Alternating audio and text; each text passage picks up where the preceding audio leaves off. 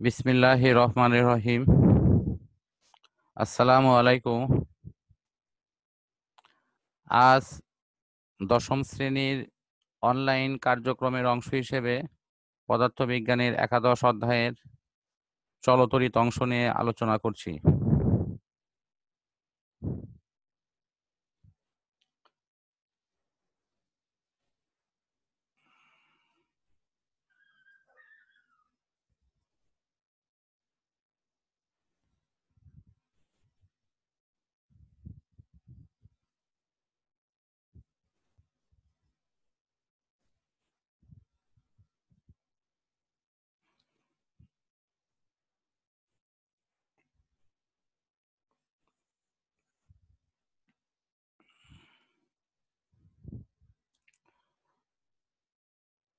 এর পূর্ববর্তী ক্লাসে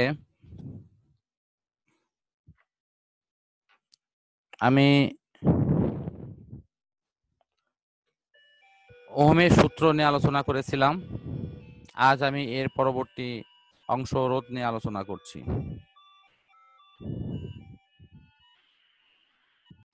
প্রথমে আমরা দেখি রোধ কাকে বলে। পরিবাহীর যে ধর্ম বিদ্যুৎ প্রবাহে বাধা সৃষ্টি করে সেই ধর্মকে রোধ বলে। রোধ পরিবাহীর দৈর্ঘ্যের ওপর নির্ভরশীল। দৈর্ঘ্য যত বেশি হবে রোধ তত বেশি হবে, অর্থাৎ রোধ দৈর্ঘ্য এল এর সমানুপাতিক।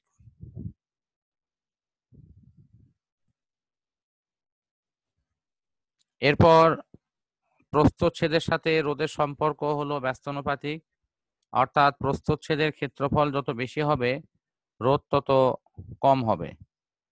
এর অর্থ হচ্ছে মোটা তারের রোধ বেশি, সরু তারের রোধ কম। আমরা এই বিষয়টাকে একটু সূত্রের আকারে দেখাতে পারি। আমরা স্ক্রিন শেয়ারের মাধ্যমে এটি উপস্থাপন করছি।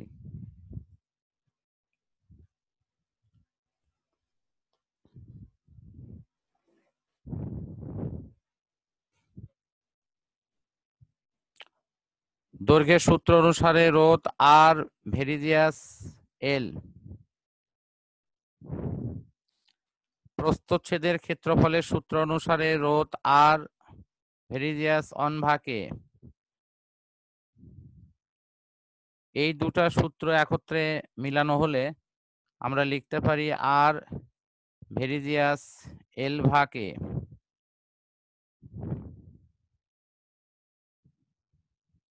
অতএব সমানুপাতিক চিহ্নকে আমরা উঠায় দেব একটি ধ্রুবক বসায় দিয়ে।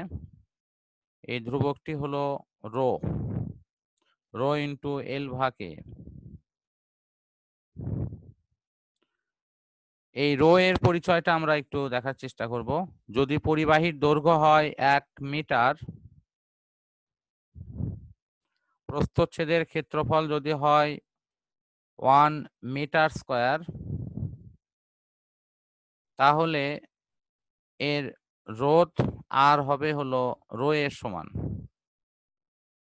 আমরা এখান থেকে এই রো এর সংজ্ঞা দেব। এই রোর পরিচয়টা হলো এটি তাপ পরিবাহকত্বের বিপরীত রাশি হিসেবে কাজ করবে এবং এটার নাম হলো আপেক্ষিক রোধ। একক দৈর্ঘ্যের এবং একক প্রস্থচ্ছেদের কোনো পরিবাহী রোধকেই তার উপাদানের আপেক্ষিক রোধ বলা হয়। আপেক্ষিক রোধ হয় হলো এর উপাদানের বৈশিষ্ট্য। এটি সরাসরি কোনো পদার্থের মোটা, সরু অথবা অন্য কোনো বৈশিষ্ট্যের উপর ডিপেন্ড করে না, এটি উপাদানের উপর নির্ভর করে। এই কারণে আমরা মোটা তারের রোধ আপেক্ষিক রোধ যা হবে, সরু তারের আপেক্ষিক রোধও একই হবে, যদি দুইটা তারের উপকরণ একই হয়ে থাকে। আমরা আবার বইতে ফিরে যাচ্ছি।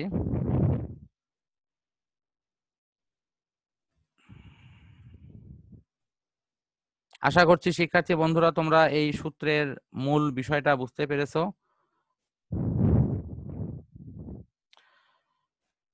এরপরে আমরা দেখতে পাচ্ছি যে আপেক্ষিক রোধের বিপরীত রাশি, যার পরিচয়টা একটু আগে বললাম যে এটার নাম হলো পরিবাহকত্ব।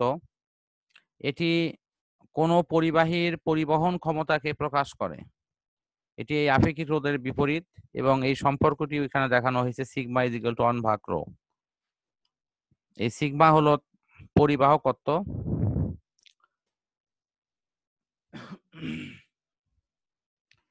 এরপরে রোধ রোধ আমরা দুই রকমের পেয়ে থাকি। একটি হলো স্থির মানের রোধ। এখানে ছবিতে তোমরা যে রোধগুলো দেখতে পাচ্ছ,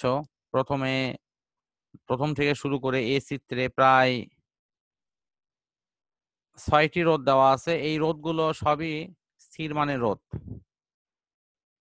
বি চিত্রে যে একটি রোধ দেখা যাচ্ছে এটি পরিবর্তনশীল রোধ এবং এই রোধের মান আমরা ইচ্ছা মতো পরিবর্তন করতে পারি।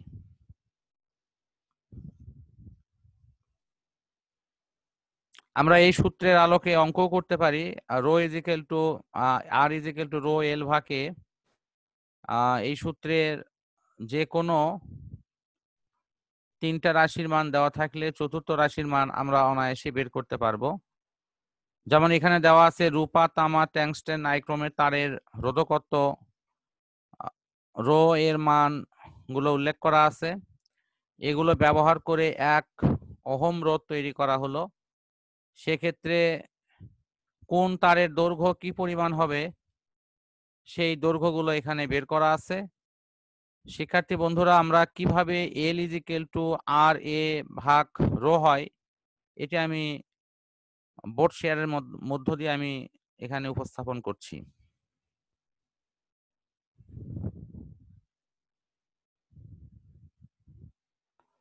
আমরা জানি R is equal to rho into L ভাগে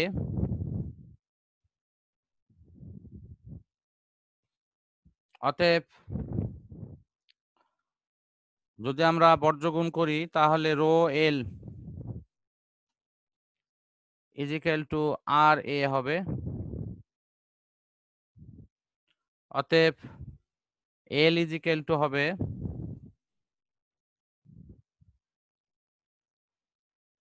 আর এ বাই রো। এখন এই সমীকরণে পর্যায়ক্রমে আমরা প্রত্যেকটার মান বসাবো এবং দৈর্ঘ্যগুলো বের করে নেব। তা আমি প্রথমে বলেছি যে এই সূত্রে 4টি রাশি আছে, যে কোনো 3টা রাশির মান সমীকরণে দেওয়া মান বসাইলেই আমরা চতুর্থ রাশির মান বের করতে পারবো। আশা করছি তোমরা বুঝতে পেরেছো। এই সূত্রের ব্যবহারগুলো আমরা যদি এভাবে প্র্যাকটিস করি তাহলেই অঙ্কগুলো আমাদের কাছে অনেক সহজ হয়ে যাবে। আমরা আবার মূল বইতে ফিরে যাচ্ছি। এই যে এল ইজ ইকুয়াল টু আর এ ভাগ রো, এই সূত্রটা কিভাবে হয় সেটি আমি একটু আগে বোর্ড শেয়ারের মধ্য দিয়ে দেখাইলাম। এখানে রূপার জন্য, তামার জন্য, ট্যাংস্টেনের জন্য বিভিন্ন মানগুলো কিভাবে বের করা হয়েছে সেই বিষয়গুলো এখানে দেখানো আছে।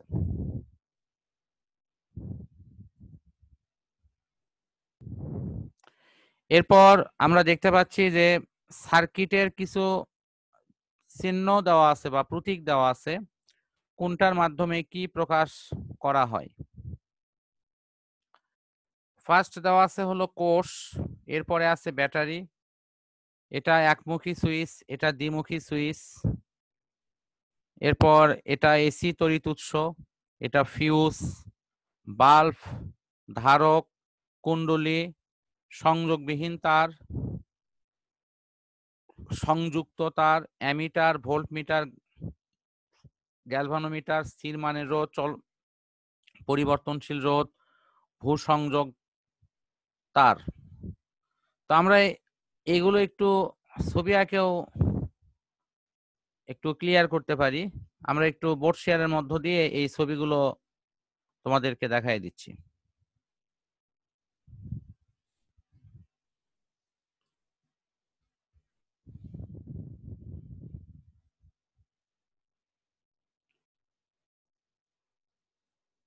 আমরা বর্তনীতে এরকম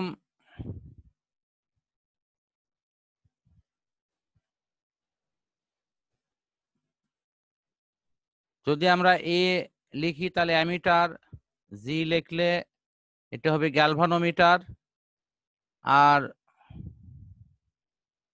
ভি যদি লেখা হয় এটি হবে ভোল্ট মিটার।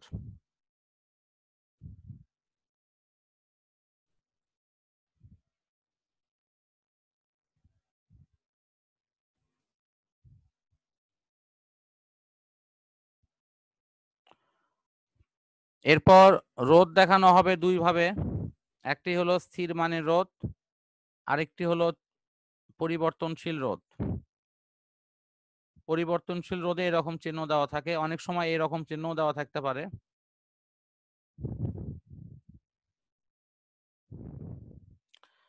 তারপর ধারক, দুইটা অংশই সমান সমান, এরকম চিহ্ন যদি দেওয়া থাকে তাহলে সেটি হলো ধারক। আবার এই দুটের ক্ষেত্রেই যদি আবার একটি ছোট আরেকটি বড় থাকে তাহলে এটি কোষ হবে। এর ছোটটি হবে মাইনাস, বড়টি হবে প্লাস। আবার এই রকম কোষ যদি একাধিক যুক্ত করা হয়, যেমন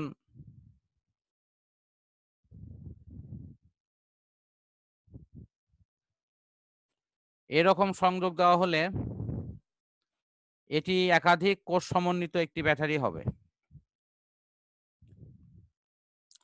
এরপর আমরা সুইচ অঙ্কন করতে পারি। এটা একমুখী সুইচ, অথবা এটাকে এভাবেও দেখানো যায়। আবার দ্বিমুখী সুইচটা হয় হলো এরকম।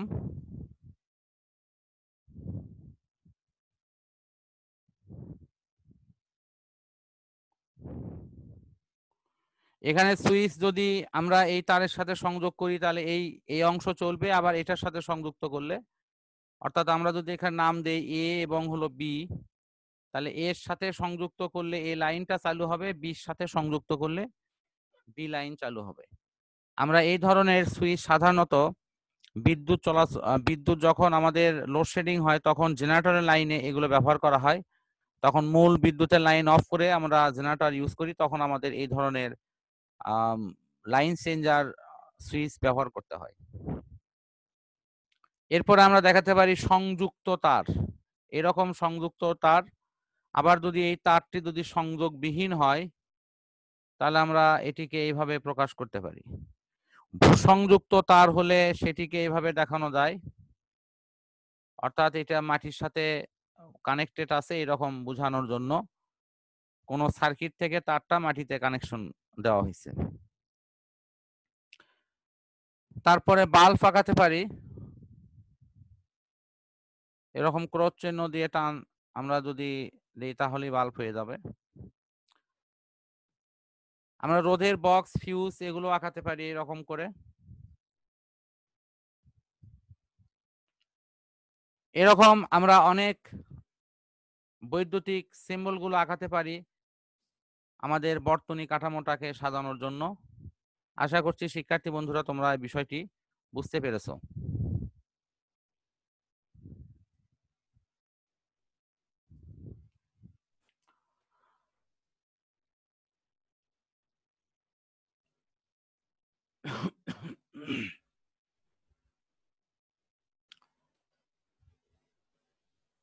এখন বিদ্যুৎ যে প্রবাহিত হয় এটি সার্কিটের তারের মধ্যে কিন্তু আসলে কোনো জায়গায় বিদ্যুৎ অবস্থান করে না। এটি সাধারণত উচ্চ বিভব থেকে নিম্ন বিভবের দিকে গমন করে, আর ইলেকট্রনগুলো নিম্ন বিভব থেকে উচ্চ বিভবের দিকে গমন করবে। কোনো একটি তড়িৎ উৎস থেকে যতগুলো ইলেকট্রন বের হবে ঠিক ততগুলোই তার অপর প্রান্তে গিয়ে পৌঁছবে। কোনো ইলেকট্রন কোনো সার্কিটের কোনো অংশে গিয়ে জমা থাকবে না। এটি এই অংশের মূল বিষয়টি। এবং কোনো সার্কিটের সমস্ত অংশ জুড়ে ওহমের সূত্রকে আমরা প্রয়োগ করে একই রকম ফলাফলই পেয়ে যাব। ওহমের সূত্র এখানে সকল অংশের জন্যই প্রযোজ্য হবে।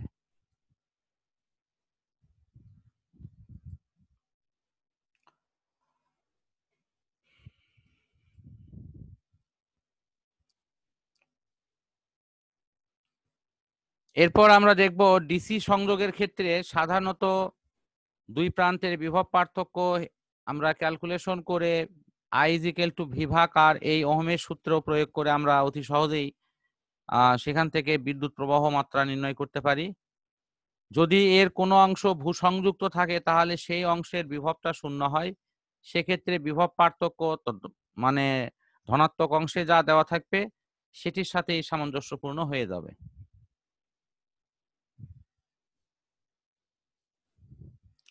আমরা ওহমের সূত্রের আলোকে এখানে একটি অঙ্ক দেখতে পাচ্ছি। শিক্ষার্থী বন্ধুরা, তোমরা দেখতে পাচ্ছ যে I = V ভাগ R।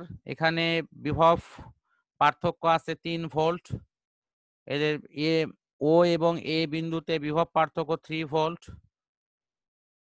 এখানে আর এর মান আছে হলো 3 ওহম, অর্থাৎ 1 এম্পিয়ার বিদ্যুৎ প্রবাহ আমরা এখানে পাবো।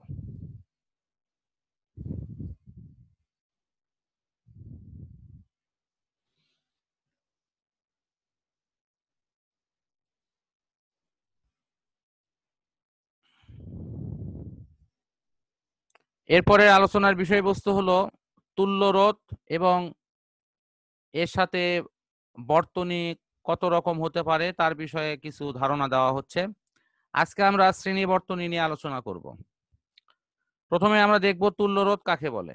অনেকগুলো রোধের সমতুল্য হয়ে যদি কোনো একটি রোধ কার্যক্রমে অংশ নিয়ে ওই বর্তনীর সমস্ত প্রবাহ মাত্রা এবং অন্যান্য সূচকগুলোকে একই রকম রাখে, তবে ওই রোধকে বলা হবে তুল্য রোধ। যেমন এখানে R1 এবং R2 এই দুটো রোধের পরিবর্তে যদি আমরা একটি মাত্র রোধ ব্যবহার করেও যদি একই মানের প্রবাহ পাই, তাহলে ওই রোধটাকে বলা হবে R1 এবং R2 এর তুল্য রোধ। তারপর আজকে দেখব হলো শ্রেণী বর্তনী কাকে বলা হয়। বৈদ্যুতিক সংযোগের ক্ষেত্রে বৈদ্যুতিক যন্ত্রাংশগুলোর প্রথমটির শেষ প্রান্তের সঙ্গে দ্বিতীয়টির প্রথম প্রান্ত, দ্বিতীয়টির শেষ প্রান্তের সঙ্গে তৃতীয়টির প্রথম প্রান্ত, এভাবে সংযোগ দিয়ে বিদ্যুৎ চলাচলের একটি মাত্র পথ সৃষ্টি করা হয়। সেই সংযোগকে বলা হয় শ্রেণী বর্তনী বা শ্রেণী সংযোগ। আমরা পরবর্তী দিন এই শ্রেণী সংযোগের উপর সমীকরণগুলো কিরকম হয় এই বিষয়গুলো নিয়ে ইনশাল্লাহ আলোচনা করব। পরম করুণাময় আল্লাহ তাআলার কাছে সবার সুস্থতা কামনা করে আজকের মতো পড়া শেষ করছি। আসসালামু আলাইকুম।